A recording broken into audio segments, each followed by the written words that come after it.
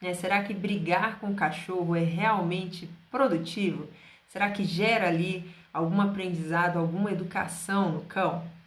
Primeira coisa que a gente vai ter que conversar é sobre as diferenças entre brigar e algumas outras coisas. Então, por exemplo, brigar é diferente de bloquear um comportamento. Bloquear um comportamento é impedir que aquele comportamento aconteça. Então, se um cachorro pula em cima de mim e aí eu coloco uma guia nele, ou o tutor dele coloca uma guia nele e impede que ele consiga pular em mim, aquele comportamento foi bloqueado.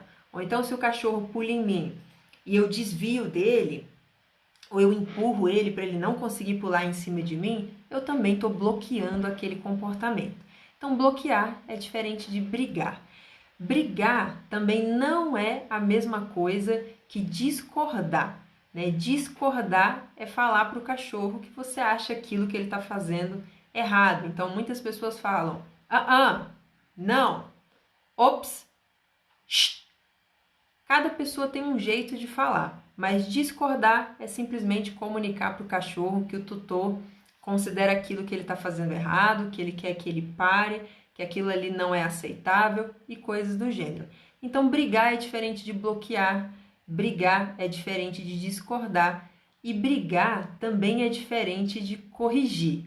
Mas a gente já vai entrar nesse assunto da correção mais para frente nessa live, tá? Nessa aula. Agora, se brigar é diferente de bloquear um comportamento, é diferente de discordar de um comportamento, o que seria brigar, então, na nossa concepção aqui da Cão Vivendo? Brigar para a gente, pessoal, é agir por impulso, é colocar emoções negativas para fora. Então, pensa que nem a gente, ser humano, quando a gente está se comunicando. A gente conversa, a gente discute. Quando a gente chega no ponto da briga, já significa que os nervos estão aflorados, as pessoas já estão agindo por impulso, as pessoas já estão colocando emoções negativas para fora, tá? Então vamos pensar dessa forma. Antes de brigar, a gente tenta conversar, a gente chega a discutir e só depois vem a briga. Então a briga, ela vai estar dentro de agir por impulso, ela vai estar dentro de colocar emoções negativas para fora. Muitas vezes brigar significa gritar. Muitas vezes brigar significa agir de uma forma agressiva e muitas vezes brigar significa perder o controle, se descontrolar, tá? Então, na nossa concepção aqui, brigar é isso, agir por impulso, colocar emoções negativas para fora, pode ser gritar, pode ser se descontrolar, pode ser agir de uma maneira agressiva. E aí a gente volta para o tema da nossa live. Brigar com o cão é educativo? Se vocês tiverem a mesma concepção que nós temos aqui de briga, que briga não é discutir, briga não é conversar, briga é essa outra coisa que a gente está conceitualizando aqui, a resposta fica fácil, pessoal. Brigar com o cachorro não é educativo, tá bom? Se vocês seguirem a mesma lógica de briga que a gente segue aqui. Mas calma, brigar não é educativo, mas bloquear, discordar e corrigir pode ser muito educativo, sim. E é sobre isso que eu quero conversar com vocês nessa aula. Aqui na Cão Vivendo, a gente tem uma coisa que a gente chama de passar 100% da informação. Tá? O que seria passar 100% da informação? A gente considera que 50% da informação é justamente o cachorro saber o que ele deve fazer, certo? Você saber o que você deve fazer. Isso é 50% da informação. Agora, os outros 50% da informação é saber o que não fazer, tá? É o cachorro saber o que ele não deve fazer. Beleza, ele sabe o que ele deve fazer, 50% é metade da informação, e aí ele também precisa saber o que ele não pode, o que ele não deve fazer. Se ele só souber o que ele não deve fazer, ele só tem 50% da informação. E se ele só souber o que ele deve fazer, ele só tem 50% da informação também. Então, vamos fazer uma analogia aqui grosseira.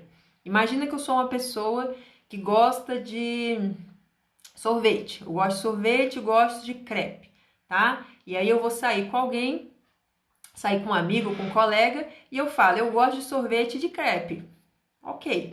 Essa pessoa, então, ela pode me levar para uma diversidade de restaurantes muito grandes, tá? E pode me levar, inclusive, para comer sorvete e crepe, que foi uma coisa que eu falei que eu gostava. Agora, ela pode me levar também para comer comida italiana, pode levar para uma hamburgueria, pode me levar para vários lugares, porque eu só falei o que eu gostava. Agora, suponha que eu detesto comida italiana e hamburgueria.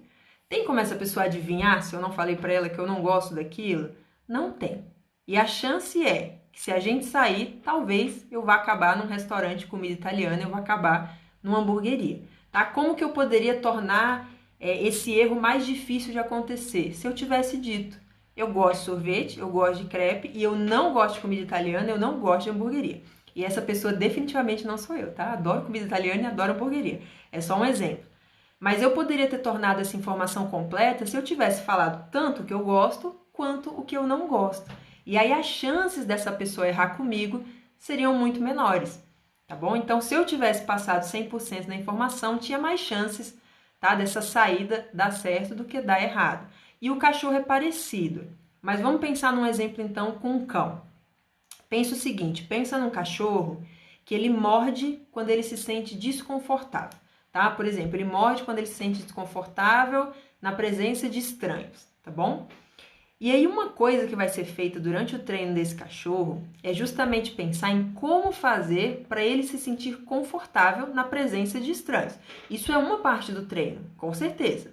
Porque o que vai acontecer? Se ele morde porque ele se sente desconfortável e eu consigo ensinar ele a se sentir confortável nessa situação, ele vai parar de morder assim que ele estiver confortável. Beleza, tá? A gente ensinou ali 50% da informação. O que fazer?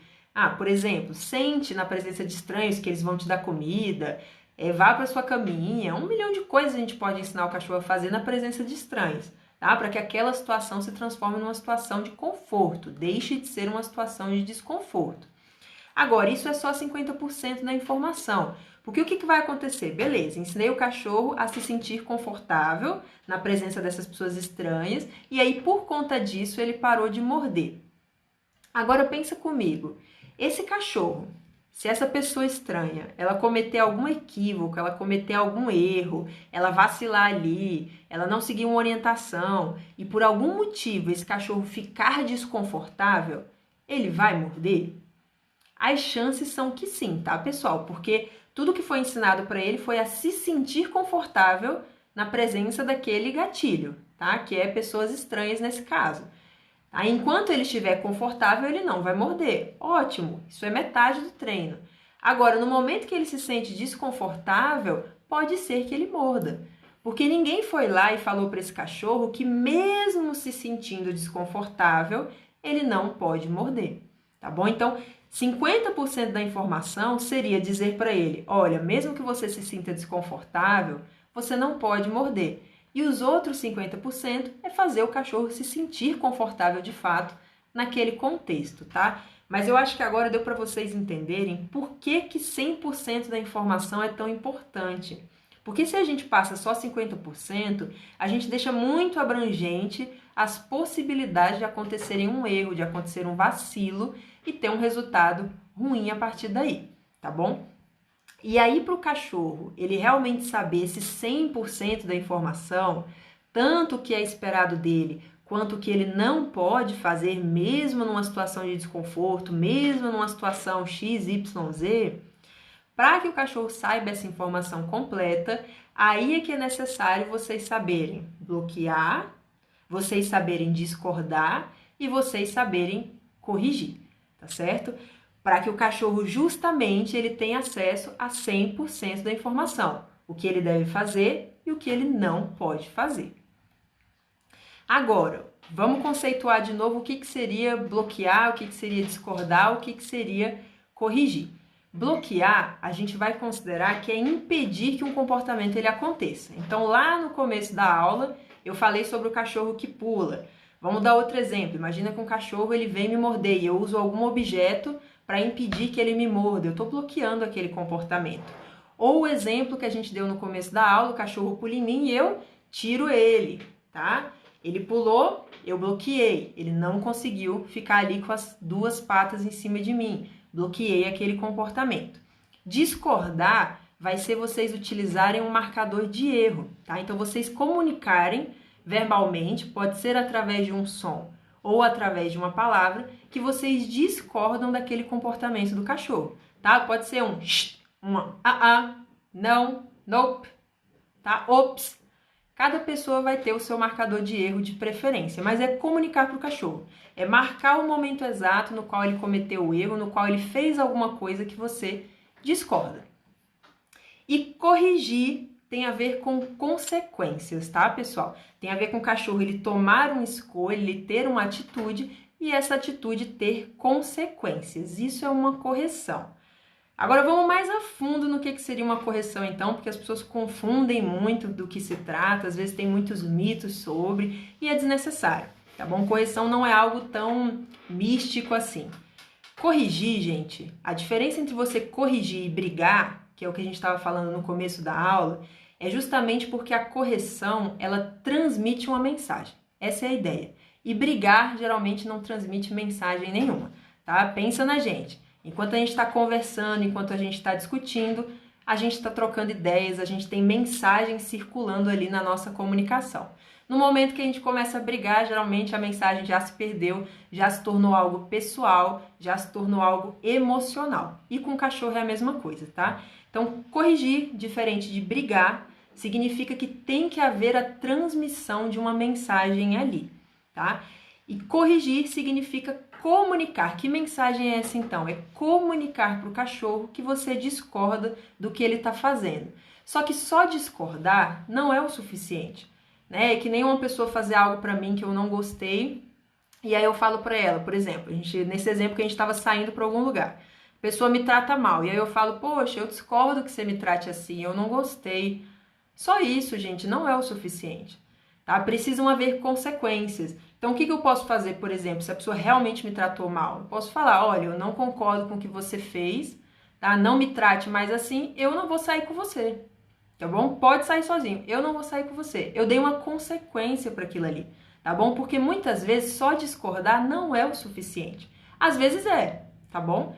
Mas muitas vezes não é, ainda mais se a pessoa ficar cometendo aquele mesmo erro com vocês. Vocês sabem muito bem disso. E com o cachorro não é diferente. Então, muitas vezes a gente falar para o cachorro, não, muitas vezes não vai ser o suficiente.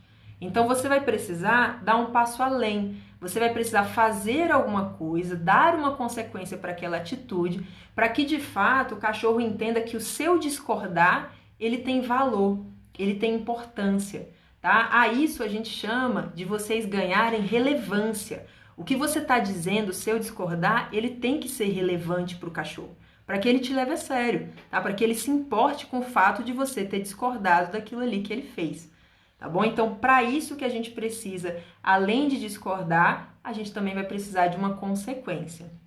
O que seriam essas consequências, então, quando a gente está falando de correção?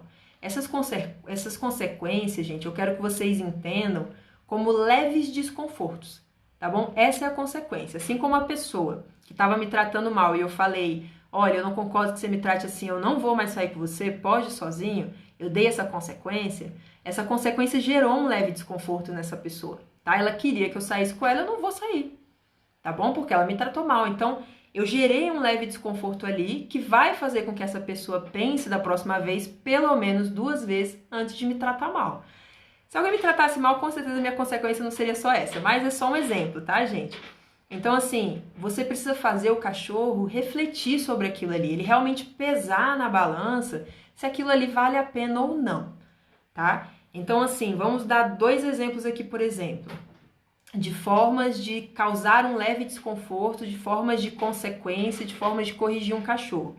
Pressão espacial é uma forma que a gente pode usar como aversivo. Ela é mais uma comunicação do que um aversivo em si, mas tudo bem, ela poderia entrar aqui, tá? Como uma correção. Eu posso usar pressão espacial, que é uma coisa super comum os cachorros utilizarem uns com os outros. É algo instintivo e natural para eles, é algo que eles captam e entendem muito bem, já que é algo que eles mesmos fazem, tá? Então eu posso usar pressão espacial, a pressão do meu corpo, eu posso avançar dentro do espaço do cachorro para que ele recue. Essa é uma forma de correção que eu posso aplicar. Outra forma de correção é a pressão na guia, que também é algo fácil dos cachorros entenderem, já que eles entendem o conceito de pressão de uma forma geral, de uma forma generalizada, tá? Então, por exemplo, imagina que eu tô com um filhote, isso é super comum de acontecer. E ele tá aqui me mordendo, me mordendo, me mordendo. Só que ele tá na guia. E aí eu pego a guia e faço uma pressão no sentido contrário. No momento que esse filhote, aquela pressão fica levemente desconfortável e ele para de me morder, eu alivio aquela pressão, tá? Porque a correção ela só pode existir enquanto o comportamento ruim estiver presente também. No momento que o comportamento ruim ele para, a correção também para, tá? Tem que ser uma via de mão dupla. Então aqui, por exemplo, no filhote que está me mordendo, eu faço uma leve pressão na guia no sentido contrário. No momento que ele para de morder, eu alivio essa pressão. Eu usei pressão na guia para discordar desse cachorro. Eu usei pressão na guia como uma forma de consequência ao fato dele estar me causando bastante desconforto com as mordidas. Tá bom? Então, é uma conversa, tá, gente? A ideia toda das correções é ser uma grande conversa. E eu dei esses dois exemplos para vocês porque são universais, fazem parte da linguagem dos cães, esse conceito de pressão. Então, para eles é muito fácil de entender. É claro que existem N formas de correção, tá? Existem várias formas de você causar um leve desconforto no seu cão para comunicar para ele que você realmente não gostou daquilo que ele fez, tá bom? E cada cachorro vai ser sensível a um tipo de correção diferente. Mas esses são dois bons exemplos porque é algo muito fácil de usar, é algo muito natural para os cachorros entenderem também. Agora, tem um detalhe muito importante quando a gente está falando de correções. E eu falo detalhe, mas nunca é um detalhe, tá? É uma peça-chave, é uma informação-chave para vocês. Lembra que eu falei que brigar significa perder o controle, colocar emoções negativas para fora e coisas do gênero, até gritar algumas vezes ou agir de uma maneira agressiva? Pois bem, pessoal, se correção não é brigar, quando vocês forem corrigir o cachorro de vocês, é de suma importância que vocês estejam calmos, que vocês estejam neutros. Porque no final das contas, gente, um conceito fundamental de se entender é que a gente não corrige o cachorro, a gente corrige o comportamento. Você não discorda do cachorro em si, você discorda do comportamento, tá? Então pensa que nem o filhotinho que estava me mordendo. Eu não corrigi o filhote, tá? Quando eu apliquei uma leve pressão para trás, já que ele estava me machucando. Eu corrigi o comportamento. A ideia é o cachorro parar com aquele comportamento e imediatamente a correção ela para também. Imediatamente acontece o alívio do leve desconforto que estava ali, tá? Assim como aconteceu o alívio do desconforto que eu estava sentindo com essas mordidas. Então, se vocês precisarem corrigir o cachorro de vocês para que vocês não briguem, lembrem sempre que vocês precisam estar calmos. Vocês precisam estar neutros naquela situação, tá? Porque não é pessoal, não é contra o cachorro, é simplesmente comunicando sobre aquele comportamento que o cachorro está tendo, sobre aquela escolha que o cachorro está tendo. Então, se vocês estiverem com raiva, frustrados, não corrijam. E de preferência nem lidem com o cachorro de vocês. É claro que isso é um mundo ideal, um mundo utópico, né? A gente acaba lidando com os nossos cães, com a nossa família, com as pessoas que a gente ama, quando a gente está com raiva e frustrado, é verdade.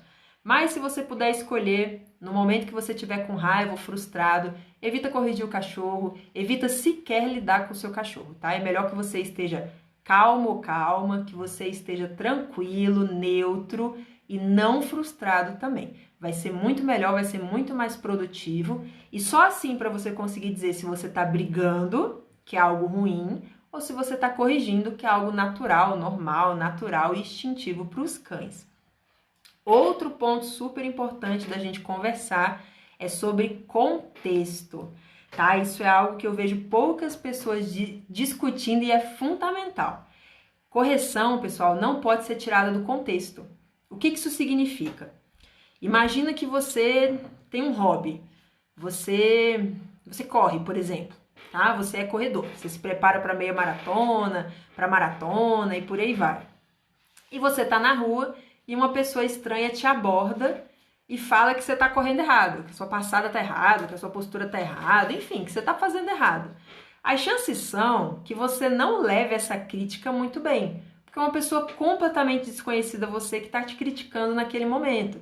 Tá? Agora imagina que o seu personal ou o seu treinador, ou então uma pessoa que você admira muito do mundo da corrida, chega lá e te fala, sua postura não tá legal, sua passada não tá legal. as chances são que você vai levar essa crítica de uma forma muito melhor, de uma forma muito mais positiva. Você, de fato, vai até gostar de receber a crítica de uma pessoa que você admira muito, porque vai te ajudar a melhorar. E com os cachorros é parecido, a gente não pode separar a correção do seu contexto, tá? A gente não pode separar a correção do relacionamento que o cachorro tem com o seu tutor. Isso é muito importante vocês refletirem também. E o contexto, no caso dos cães, gente, não vai ser só essa questão da admiração, vai ser também. É muito mais fácil um cachorro entender e absorver bem uma informação que vem do seu pai e mãe de cachorro e que faz sentido para ele do que um completo estranho, tá? Mas no caso dos cães, esse contexto vai se referir à psicologia canina realmente. Vai se referir ao fato dessa correção que está sendo feita com esse cachorro realmente fazer sentido para ele. Você quer um exemplo? Tem que ter a ver com a forma como os cães aprendem. Vocês precisam saber o básico sobre o que é um cachorro, sobre como eles criam associações, tá? Como realmente acontece o aprendizado na cabeça dos cães. Vamos ao exemplo. Um exemplo bem simples, questão de timing. Imagina que o seu cachorro destruiu a sua casa inteira e aí você chegou em casa, sua casa estava lá detonada, mas ele fez isso horas atrás e você vai lá e corrige o seu cachorro. Essa correção está totalmente fora de contexto, gente. Se você pensar que o cachorro ele tem um espaço pequeno de tempo para fazer uma associação entre duas coisas, para fazer a associação entre o comportamento dele e a consequência que veio depois, seja ela boa ou ruim, tem um espacinho de tempo muito pequeno aqui entre essas duas coisas e já faz horas que seu cachorro destruiu sua casa, essa correção foi totalmente fora de contexto. Ela não só não vai funcionar, como aí sim ela pode prejudicar o seu relacionamento com o seu cão, porque ela não faz sentido, tá bom? Então essas correções que elas acabam prejudicando o relacionamento entre o cachorro e o tutor tem a ver com correções fora de contexto, ou tem a ver com brigas, descontrole emocional, agressividade, gritos, que são coisas que não são educativas, mas não tem a ver com a correção em si. Se vocês pensarem em correção da maneira como a gente definiu aqui, transmitindo uma mensagem, um leve desconforto, algo que não é pessoal, algo que está relacionado ao comportamento do cachorro e não ao cachorro em si, e seguirem tudo o que a gente falou aqui, não tem problema utilizar correções, desde que elas estejam dentro do contexto. E pensa que o contexto, quando a gente está falando de cachorro, é psicologia canina. É saber como que o cachorro capta as informações, como que ele aprende, para que daí, de fato, a consequência que você vai dar depois do comportamento dele, ele consiga absorver, ele consiga aprender com aquilo ali. A gente vai agora, então, para as nossas perguntas e respostas. Temos perguntas, Lua? Temos sim. Vou abrir aqui.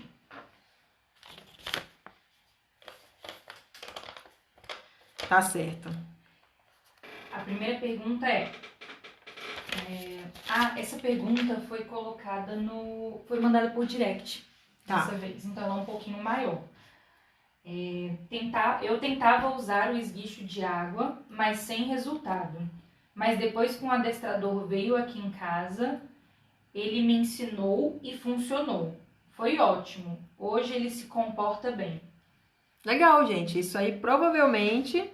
Isso é um clássico, tá, gente? Essa coisa do esguichinho de água, ele realmente é um clássico. O esguicho de água, ele é um leve desconforto, tá? Para a maior parte dos cães. Pode haver uma exceção de um cachorro que seja sensível àquilo aí, mas para a maior parte dos cães, ou não funciona, ou é um leve desconforto, bem pequenininho. E aí, o que acontece? Se não houver contexto suficiente ali, por exemplo, você pode usar o esguicho de água mais a sua pressão espacial, tá? Aquilo ali já vai dar mais força, já vai dar mais contexto para o cachorro.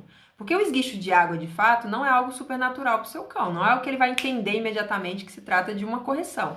Agora, já você usar sua pressão espacial para tirar o seu cachorro de um espaço, por exemplo, é algo que ele vai entender imediatamente. Então, muitas vezes as pessoas tentam usar o esguichinho de água com os seus cães e não tem resultado porque está completamente fora de contexto. Porque para o cachorro não está fazendo o menor sentido. E esguicho por esguicho não é nada demais. Tá bom? Então, já tive até clientes que eu atendi que trouxeram esse relato. Eu já tentei usar o esguichinho, não funcionou de forma nenhuma e tal. E quando a gente fazia todo o sistema de treino do cachorro, quando a gente fazia toda a construção do relacionamento entre o tutor e o cachorro, dava outras ferramentas para o tutor utilizar para se comunicar como o próprio corpo, a linguagem corporal, e aí a gente, em cima de tudo isso, colocava o esguichinho, caso fosse necessário, como a cereja do bolo, aí de fato funcionava, o cachorro entendia perfeitamente bem. Então provavelmente é o que aconteceu com você. Você usava sozinha sem resultado, porque não tinha contexto, não estava dentro de um sistema de comunicação inteiro, e depois que esse adestrador provavelmente colocou todo um sistema de comunicação para você ter com o seu cão, aí sim seu cachorro finalmente entendeu que aquilo ali era uma consequência, era uma discordância da sua parte para algum comportamento dele. Isso é super comum da gente ver, tá, pessoal? E novamente se trata do contexto que eu estava falando para vocês.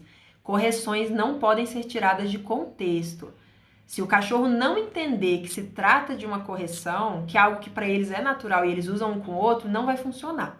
Então vocês precisam entender como que o cachorro pensa primeiro, antes de tentar usar uma correção. Senão muitas vezes eles nem sequer vão ligar, vai passar batido. A gente tem outra pergunta, Lu? Agora começam as perguntas que foram feitas aqui na live. Perguntas e comentários, né? O primeiro é o seguinte: sensacional sua explicação sobre consequências, né, entre aspas. E o que diriam os superpositivistas sobre os aversivos, também entre aspas? Pessoal, eu não sei o que os superpositivistas diriam sobre aversivos, porque eu não sou superpositivista. Mas assim, para quem não sabe, a ideia do positivismo, por alto, é você utilizar de reforçamento positivo, então você entra com comida, por exemplo, brinquedos, carinho, enfim, reforçadores positivos, e você automaticamente, se está usando reforçadores positivos, você também entra com punição negativa. Punição negativa é quando você não entrega o reforçador positivo, tá? Mas o que acontece? Os positivistas, eles não utilizam reforçamento negativo e nem punição positiva. Quando a gente está falando de correções, a gente está falando de punições positivas. Então, você já sabe de cara que positivistas não vão utilizar de correções. Qual que é o problema disso? É justamente o que eu discuti com vocês na live, nessa aula, sobre 50% da informação. Quando a gente só fala o que a gente quer e só o que o cachorro pode fazer, fica faltando dizer para ele o que ele não pode fazer. Principalmente em casos em que ele não pode fazer aquilo ali em situação nenhuma. Como foi o exemplo que eu dei para vocês do cachorro que morde quando se sente desconfortável. É claro que faz parte do treino fazer com que esse cachorro se sinta confortável na presença do gatilho. No exemplo que eu dei era pessoas desconhecidas. Tá? Então é fundamental mudar, contracondicionar isso daí. Se ele se sente desconfortável, a gente precisa fazer com que ele se sinta confortável, relaxado, calmo na presença desses gatilhos. Mas eu também preciso comunicar para esse cachorro que mesmo que ele se sinta desconfortável, ele ainda assim não vai poder morder. Tá? Para daí eu realmente ter passado 100% da informação.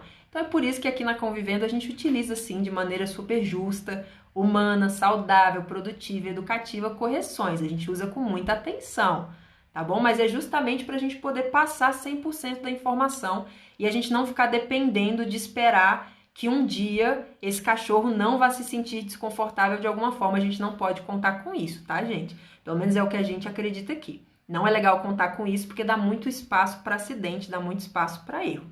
Tá? E é que nem o exemplo que eu dei para vocês de restaurante, né? É muito mais fácil eu virar para a pessoa e falar, olha, eu gosto disso e eu não gosto daquilo, e vai ser muito mais fácil ela aceitar ou ela acertar um restaurante para me levar, tá? Mesma coisa com cachorro, uma analogia grosseira. Tem mais alguma pergunta, Lu? Obrigada pelas aulas, o trabalho de vocês é admirável. Esse foi outro comentário. Legal, obrigada. O próximo é: eu vejo pessoas fazendo pressão espacial quando o seu cão passa por outro, mas não deixam que seu próprio cão veja o outro cão. Isso funciona? Não, se você tá querendo trabalhar esse cachorro, se eu entendi direito, você não.